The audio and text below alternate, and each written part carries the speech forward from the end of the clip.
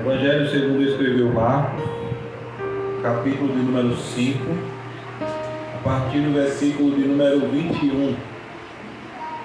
Deus tem colocado essa palavra em nosso coração e através da oração dos irmãos eu tenho certeza que Ele continuará falando com cada um de nós.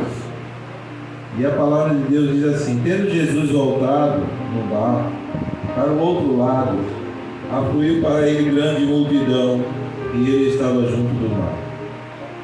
Eis que se chegou a ele um dos principais da sinagoga, chamado Jairo, e vendo-o prostrou-se aos seus pés, e insistentemente lhe suplicou: minha filhinha está à morte, vem, impõe as mãos sobre ela, para que ela seja salva e viverá. Jesus foi com ele, grande multidão o seguia, comprimindo. Aconteceu que certa mulher que havia 12 anos vinha sofrendo de uma hemorragia e muito padecera a mão de vários médicos, tendo despedido tudo quanto possuía, sem contudo nada aproveitar. Antes, pelo contrário, indo a pior. Tendo ouvido a fama de Jesus, vindo por trás dele, por entre a multidão, tocou-lhe a veste, porque dizia: se eu apenas lhe tocar as vestes, ficarei curado. Temos lido até aqui a palavra de Deus nesse texto, o capítulo 5 de Marcos e o final do capítulo 4, né? Temos aqui 4 histórias, 4 narrativas que têm algo em comum. A primeira narrativa fala sobre os discípulos estando no barco com Jesus. A Bíblia diz que Jesus chama os seus discípulos e decide atravessar aquele mar. No meio do caminho, a Bíblia diz que Jesus estava muito cansado e ele dormia na popa do barco em um travesseiro. Durante a trajetória, melhor dizendo, a Bíblia vai dizer que se levantou uma grande tempestade. Tamanha tempestade se levantou que os próprios discípulos do Senhor Jesus desesperaram da vida. Diz a Bíblia que agora eles vão até Jesus e eles têm uma palavra para Jesus que incomoda o mestre. Eles acordam Jesus dizendo para ele assim: mestre, tu não te importa que nós pereçamos? E a Bíblia diz que naquele momento Jesus, ele repreende o vento, repreende o mar e grande bonança se fez. Jesus não gostou dessa falta de percepção dos seus apóstolos. E aí ele responde para eles dizendo: aonde está a vossa fé? Essa mesma pergunta, Deus nesta noite, através do seu Espírito, também faz a mim e a você. Aonde está a tua fé?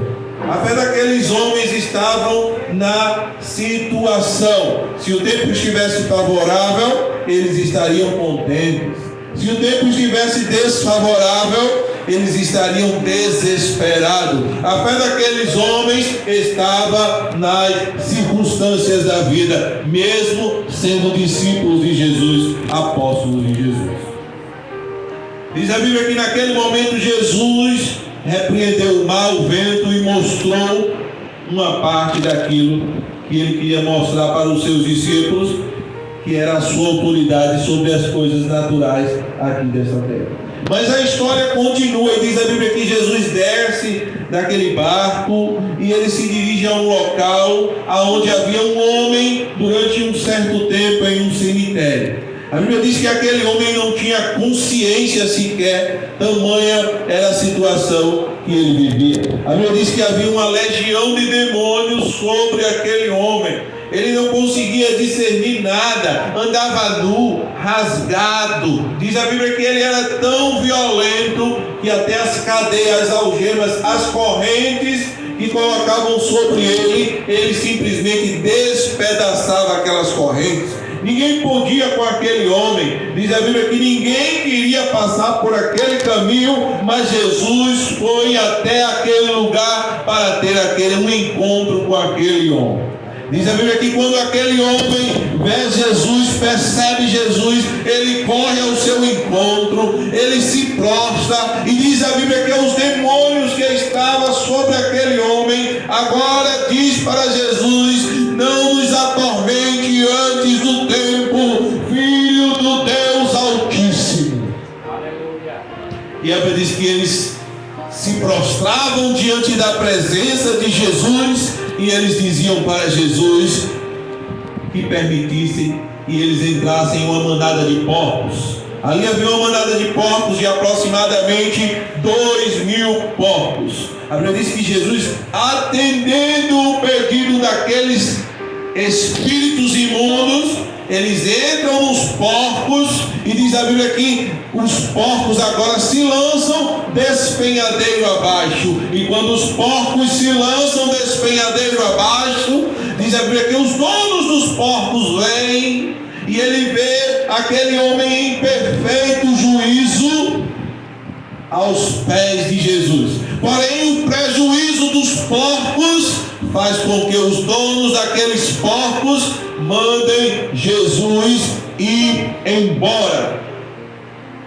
Aquele endemoniado agora, ele quer ir com Jesus. Aquele homem que não sei quanto tempo, a Bíblia não revela, estava naquela situação. A Bíblia diz que agora, aquele homem que certamente tinha família, porque ele estava em uma casa, vestido e aos pés de Jesus, aquele homem que fora completamente liberto, agora ele queria andar com Jesus, e ele diz assim: deixa eu ir contigo. Mas Jesus não lhe permitiu, e disse: antes vá e anuncie aos seus tudo o que Deus fez por ti e como ele teve misericórdia de ti. E aquele homem se tornou um grande missionário naquela região, porque há 2 anos e meio depois, quando Jesus volta para aquele lugar, tem uma multidão lhe esperando. Certamente o missionário que falou de Jesus foi aquele homem que fora liberto dos demônios e que testemunhava por todas as cidades dizendo aquilo que Jesus fez. E é nesse momento que um homem chega até Jesus, um homem chamado Jairo, um homem de posses, um homem religioso, um homem muito bem quisto, um príncipe em Israel. É nesse momento que esse homem também se aproxima de Jesus. E diz a Bíblia que quando ele se aproxima de Jesus, ele coloca a sua causa diante do Senhor, dizendo: eu tenho uma filha e ela está terrivelmente doente. Venha até a minha casa, imponha a mão sobre ela e ela será curada. E Jesus imediatamente vai com ele. É interessante que quando Jesus vai com ele, no meio do caminho, uma mulher que estava doente, que estava enferma há 12 anos, padecendo de uma enfermidade a qual ninguém tinha podido curá-la. Diz a Bíblia que ela sofria 12 anos com uma hemorragia de sangue. Ela tinha posses, ela tinha bens, ela tinha uma certa riqueza, mas diz a Bíblia que ela gastou tudo que ela tinha com os médicos, e nada os médicos puderam fazer por ela. E é dentro dessa situação que esta mulher ouve falar de Jesus. E ouvindo falar de Jesus, diz a Bíblia que ela creu, se tão somente tocasse em Jesus, seria curada. É interessante que quando aquela mulher vai ao encontro de Jesus, ela toca nas vestes do Senhor Jesus. Nesse momento a Bíblia diz que ela foi completamente curada de sua enfermidade que lhe atormentava durante 12 anos. Nesse momento Jesus para uma multidão, e começa a dizer para a multidão: alguém me tocou. E como todos negassem, a Bíblia diz que Pedro, tomando a palavra, e disse: mestre, as multidões te apertam e te oprimem, e dizes: quem me tocou? Mas Jesus diz: eu percebi que alguém me tocou, porque de mim saiu o poder. E a Bíblia diz que naquele momento, aquela mulher, temendo e tremendo, se aproximou de Jesus e contou tudo aquilo que havia acontecido com ela. Nesse momento alguém chega até Jesus e diz para Jairo, também Jairo, não incomodes mais o mestre, porque a tua filha já morreu. Mas diz a Bíblia que Jesus, estando do lado de Jairo, Jesus diz para Jairo: Jairo, não temas, crê somente, a tua filha não morreu, mas ela apenas está dormindo. E diz a Bíblia que Jairo creu e levou Jesus até a sua casa. E chegando em sua casa, diz a Bíblia que Jesus entrou e as pessoas diziam: já morreu. E Jesus dizia: está apenas dormindo. E diz a Bíblia que todos riam de Jesus, e Jesus colocou todos aqueles que riam para fora e só permitiu que no quarto entrasse somente aqueles que criam na palavra de Jesus. E diz a Bíblia que naquele momento Jesus se dirige àquela menina e manda que aquela menina se levante, e aquela menina que estava morta, ouvindo a palavra de Jesus, se ergue com vida. Mas sabe, irmãos, o que me chama a atenção nessas 4 histórias? Algo que aconteceu em comum nas 4 histórias. A primeira história é a história do barco com os discípulos.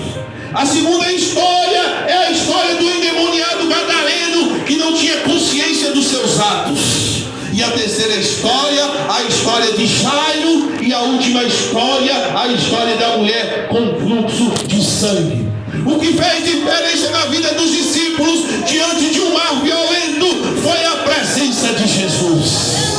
O que fez a diferença na vida do gadareno, que não tinha consciência sequer dos seus atos, foi a presença de Jesus. O que fez diferença na vida daquela mulher que durante 12 anos sofria de uma enfermidade, também foi a presença de Jesus. E o que fez a diferença na vida de Jairo diante de sua filha morta foi a presença de Jesus. E o texto exalta a presença de Jesus como sendo o maior benefício na vida do ser humano. Aos discípulos desesperados, a presença de Jesus traz tranquilidade e paz.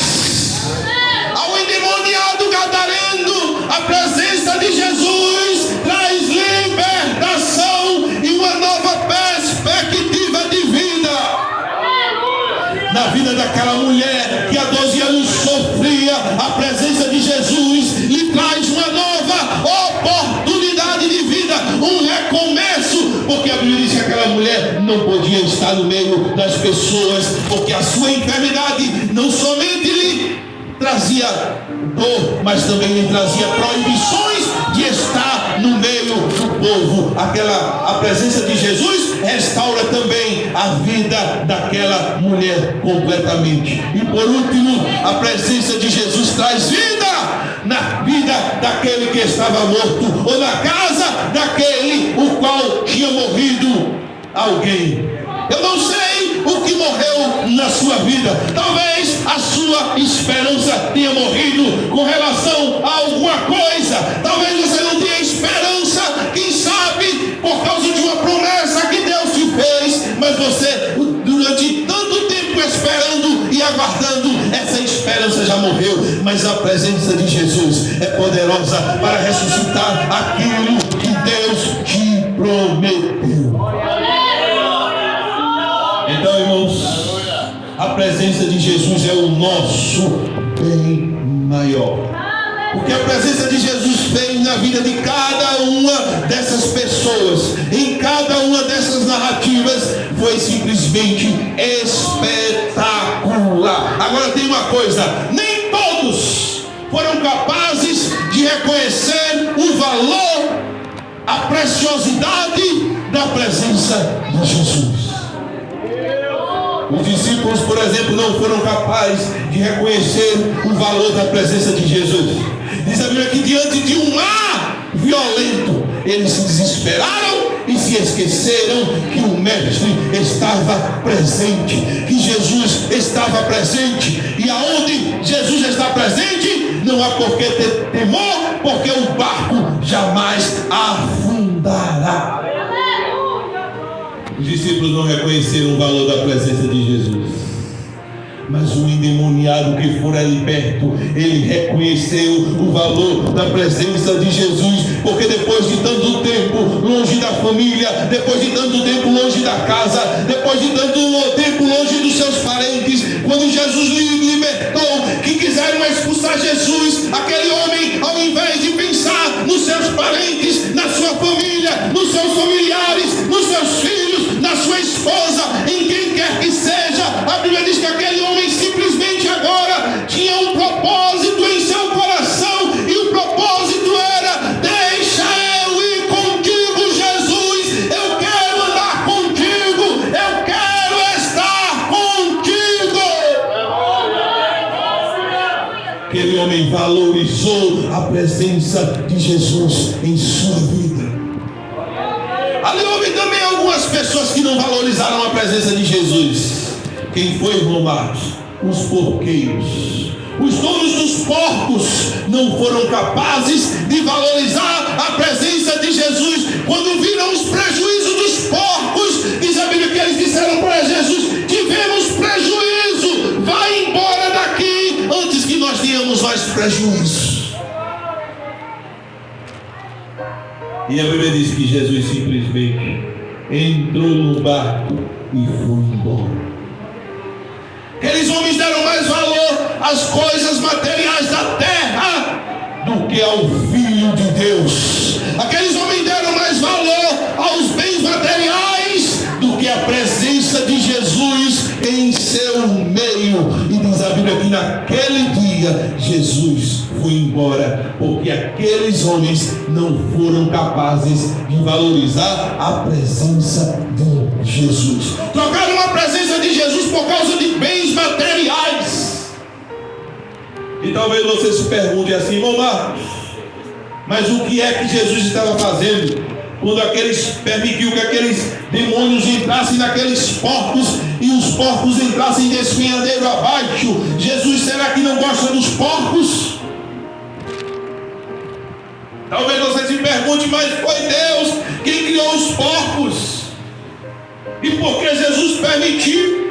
Jesus permitiu por um único motivo, irmãos, porque Jesus queria demonstrar o valor de uma única vida. Jesus estava valorizando a vida daquele endemoniado e dizendo e mostrando para aquelas pessoas: esse que vocês tanto desprezam, veja o valor que ele tem para mim. Jesus estava devolvendo o valor para aquela vida e dizendo: este homem que vocês não querem falar com ele, que vocês não querem cruzar com ele, este homem vale mais, não do que 1000 porcos ou 2000 porcos, ele vale mais do que todos os porcos da face da terra. Jesus estava dando valor àquela vida.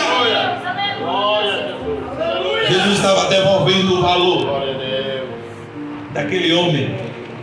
Porque o que valia para aquela sociedade eram os porcos, eram os bens materiais, era o valor. Mas o que valia para Jesus era o homem endemoniado, o qual ele liberta e demonstra o seu valor. Você, meu filho, vale mais do que todos os porcos da terra.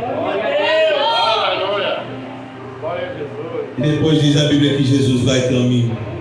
E o interessante, irmãos, que alguém conseguiu também valorizar a presença de Jesus. Uma mulher que sofria tanto, irmãos, em meio a um sofrimento de 12 anos, ela poderia simplesmente desprezar a Jesus e dizer: não, eu não acredito mais em nada, eu acreditei nos médicos e os médicos não puderam fazer nada por mim, esse Jesus também é como esses médicos. Mas aquela mulher não fez isso, ela conseguiu valorizar a presença de Jesus. Diz a Bíblia que alguém falou de Jesus para aquela mulher, e ela tinha uma fé tão grande no seu coração, que ela não queria nem sequer tocar em Jesus. Ela disse em seu coração: não é necessário nem que eu toque nele, basta eu tocar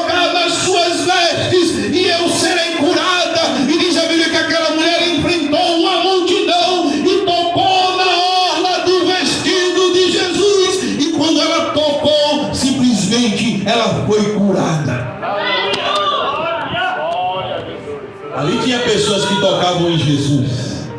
Ali tinha pessoas, Pedro disse: mestre, aqui tem pessoas que te empurram, tem pessoas que te apertam, tem pessoas que te oprimem, mas aquelas pessoas que apertavam a Jesus, que empurravam a Jesus, que estavam perto de Jesus, eram pessoas que não receberam nada de Jesus, e não receberam porque não souberam o valor da presença de Jesus. Mas aquela mulher, compreendendo o valor da sua presença, com o toque ela foi beneficiada.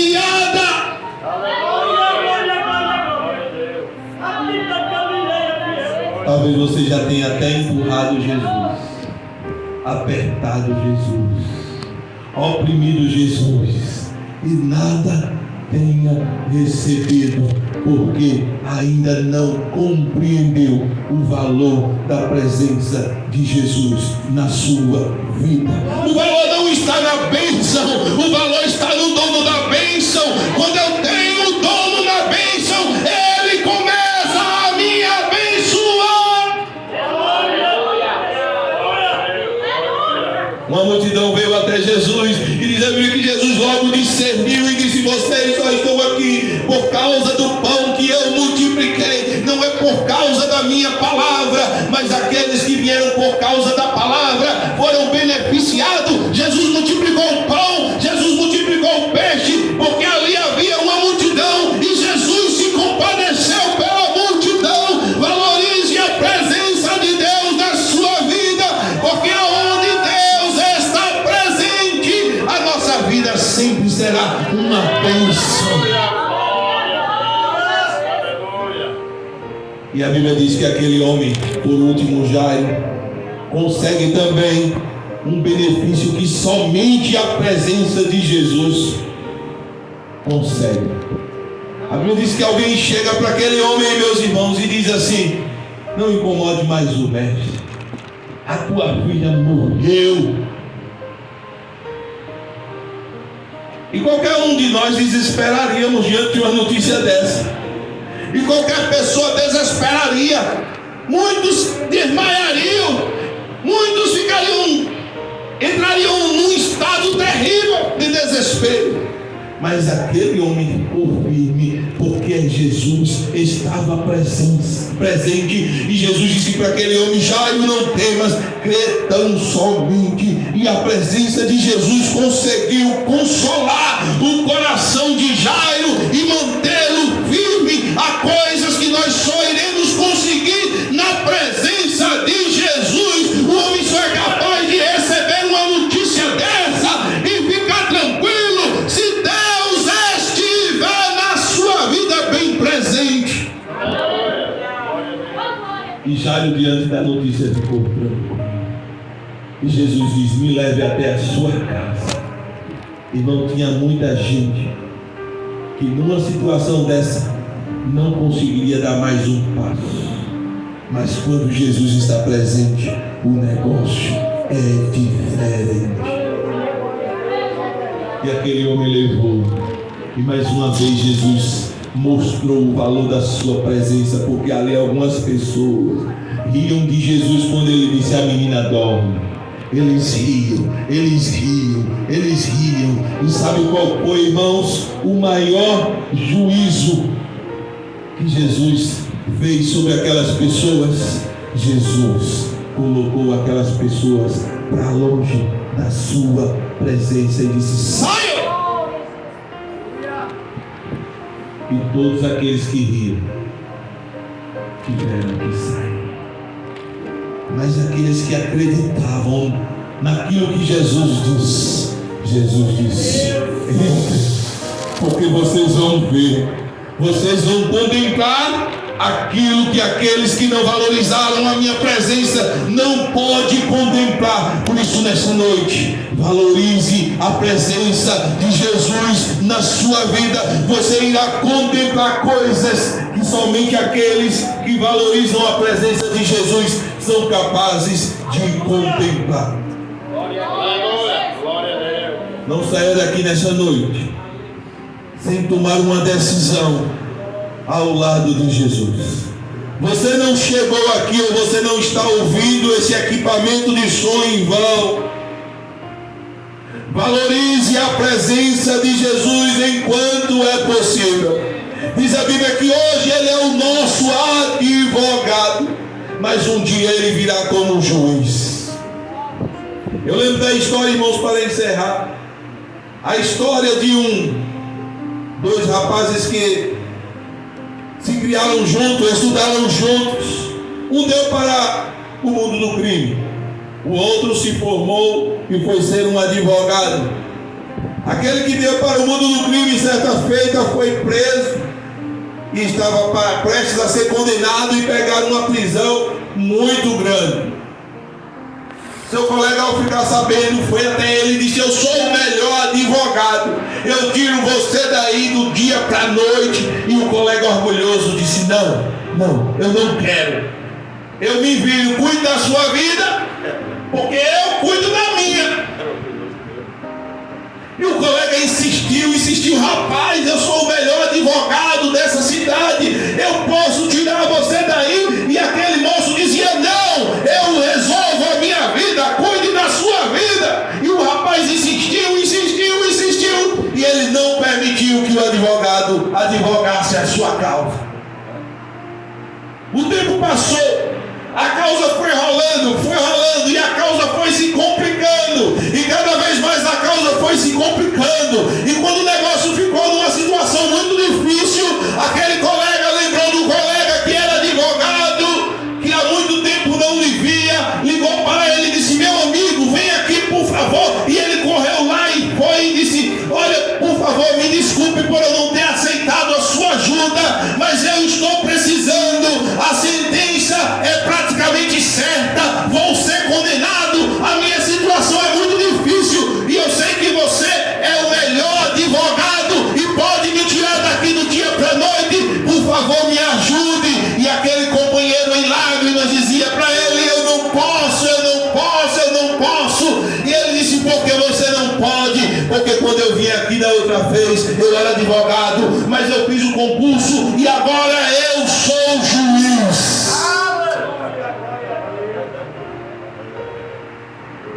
E ele não era mais advogado, mas ele era o juiz que iria ter que dar a sentença daquele amigo. Como advogado, Deus nos trata de um jeito. Ele nos oferece o perdão, a graça, o favor imerecido. Mas quando